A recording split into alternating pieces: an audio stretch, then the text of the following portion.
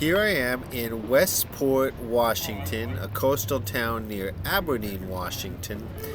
And as I was coming into town, I noticed that there was some kind of event going on. And this is Pirate Daze, daze spelled D-A-Z-E.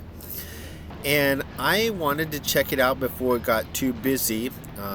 There was all sorts of booths and food and rides for kids, and not all the booths were open when I walked through the downtown area.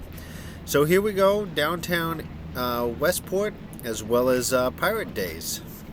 Now I did come back to Pirate Daze at lunch, and it was packed down here.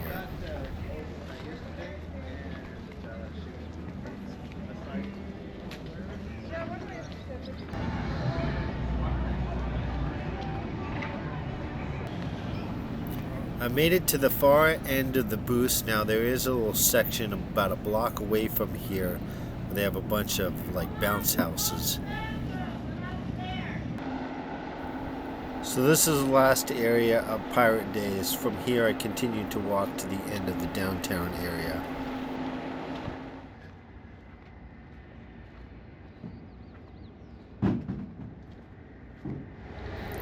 I reached the end of downtown, and Aberdeen has a huge fishing industry, so there's a lot of cold storage and packing facilities.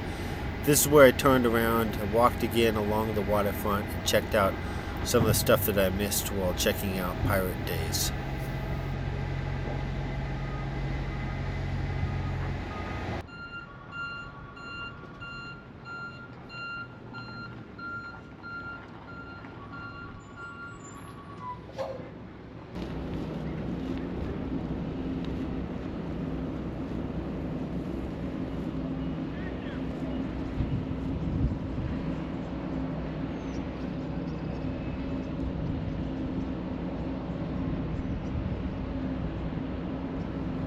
This is one of the main piers in this harbor, and at the end there's a transfer facility for commercial vessels to offload the fish. There's also a gift shop down here.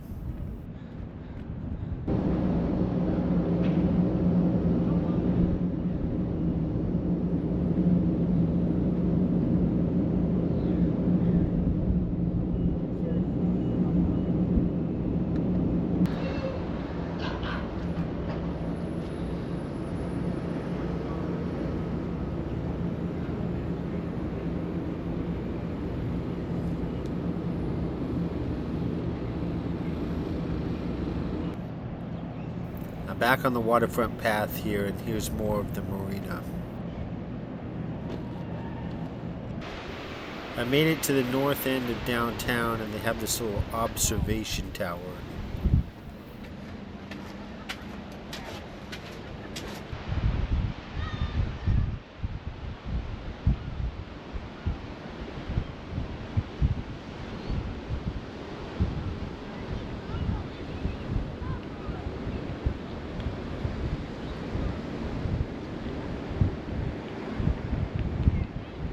This is looking out to Grays Harbor from this observation deck.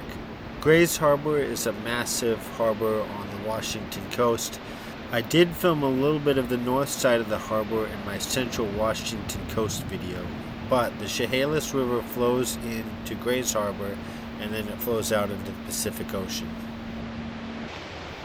At the bottom of the observation tower there's a walking trail. This leads all the way to the Westport Lighthouse State Park, but I'm just going to walk up here. There's a little bit of a beach area, and then I continued on with the rest of Westport.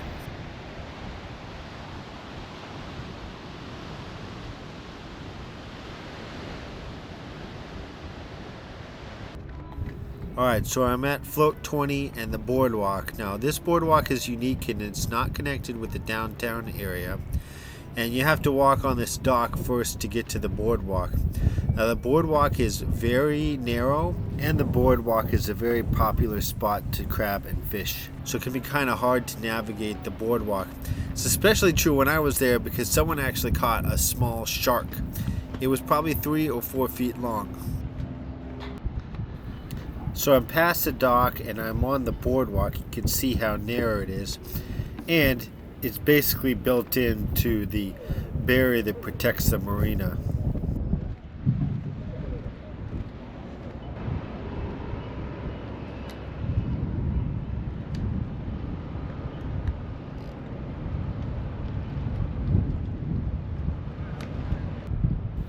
This is the end of the boardwalk.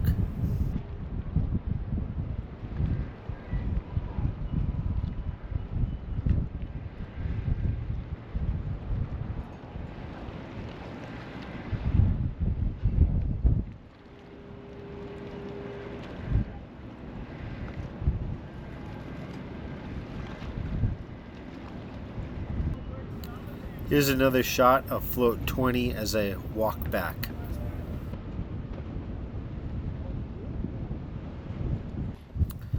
I'm back at the day use area parking lot, and you look off to the left, that wooden structure is another viewing spot of Grays Harbor, so we'll check that out next.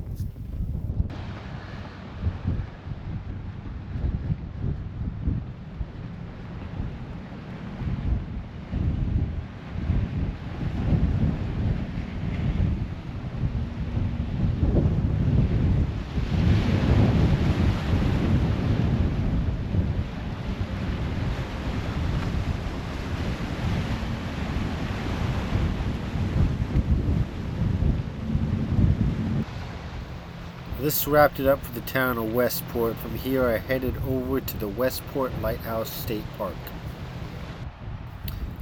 Alright, I'm at Westport Lighthouse State Park. It's a day use only state park. I started out by walking out to the jetty.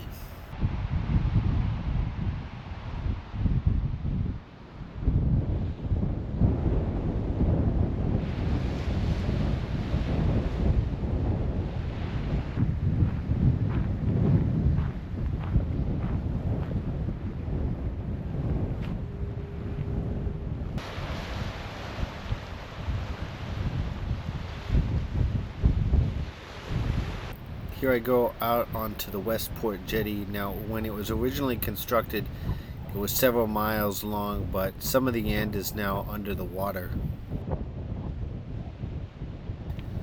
So I'm about halfway out on the jetty, and we've got this navigational beacon which produces a noise. It's quite loud, so this is your sound warning in 3, 2, 1.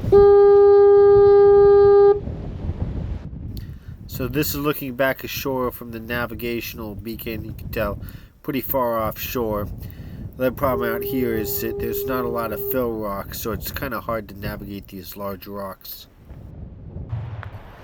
I'm back at the park, and they have this walking path that's next to the water. It leads all the way out to the lighthouse, so I walked out there, and then on the way back I walked on the beach.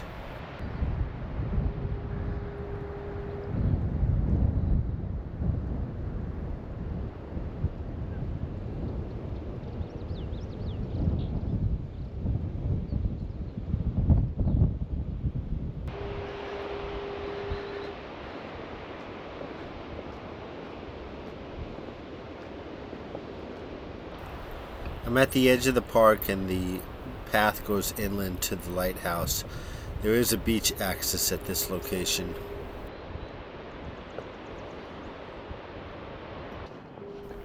Surprisingly, the lighthouse is pretty far inland, so you have to walk along the street to get there. So here's the Grays Harbor Lighthouse. Now, I suspect when this lighthouse was in operation, these trees were a lot lower, if they even existed at all.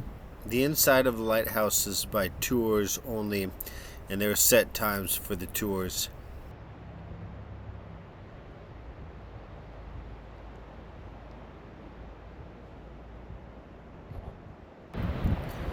I'm back at the South Beach axis here at the park.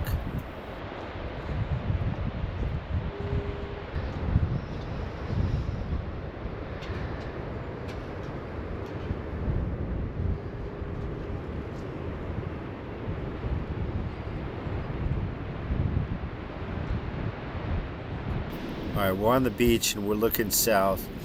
Now, generally, the Washington coast is private land, except where there's public land, of course. Now, this section of the coast, I think, is semi-public because there is another state park further down. So I think they do allow people to walk along this section of the coast. So I'm headed back to the parking lot now, and the views were limited because of this low level of clouds. I'm almost back to the jetty and the parking lot, and it might be hard to tell, but this wall of sand is probably 2 or 3 stories tall. But this wrapped it up for the Lighthouse State Park. So the last spot that I checked out was the Twin Harbors State Park. It's a little bit further south. Now there's several beach accesses, and then there's a whole trail system. And there's a fairly large campground here. I've actually stayed at it a couple times. But I checked out the beach first and then went on to the trail system.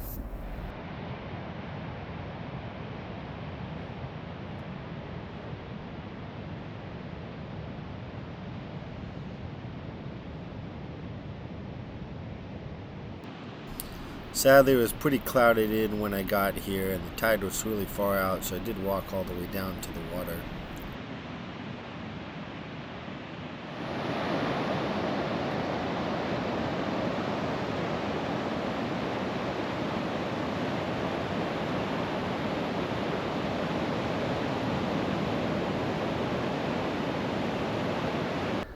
Alright, we're at the north end of the trail system. They do have this little amphitheater here, and there are ranger-led programs on Saturdays. Now this is called the Shifting Sands Trails. At one point this used to be a sand dune, but over time vegetation started growing, and it's possible that someday there will be old growth forest here. Now, as you'll see in these next couple of clips, the vegetation does vary greatly. It all depends on when vegetation started growing here.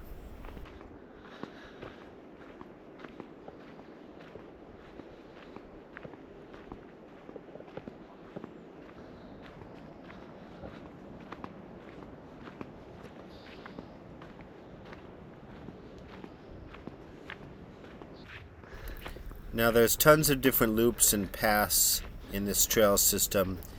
It's kind of an interesting one. It goes to this grassy area.